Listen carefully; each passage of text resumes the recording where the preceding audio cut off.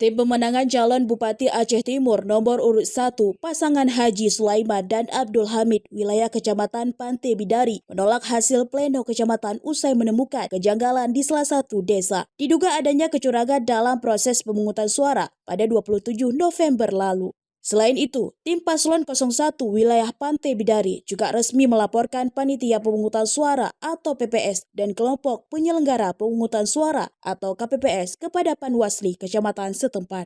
Tengku Saiful, Ketua Tim 01 Pantai Bidari mengatakan pihaknya menolak hasil pleno kecamatan lantaran adanya temuan kecurangan di Desa Pantai Rambung. Diduga pihak PPS dan KPPS Pantai Rambung melakukan penambahan suara ke pihak Paslon 03 serta diduga memanfaatkan kertas suara peserta yang golput saat hari pencoblosan. Maka kami telah hasil pleno di tingkat Kecamatan Pantai Bidari karena adanya temuan penyelenggaraan pemungutan suara di Desa Pantai Kecamatan Pantai Bidari.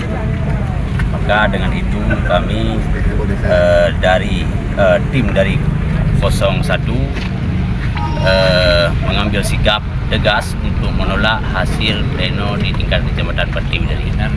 Temuan itu ada di berapa desa kira-kira? Yang kami curigakan yang sangat terkuat bahkan punya bukti ya sudah pasti satu desa saja di Kampung Pantai Rambung. Menguntungkan Paslon 03. Selain itu, pihak Paslon 01 meminta Panwasli untuk menindaklanjuti laporan tersebut sesuai aturan serta meminta melakukan pungutan suara ulang di Desa Pantai Rambung. Dari Aceh Timur, Romi Syaputra melaporkan untuk Puja TV.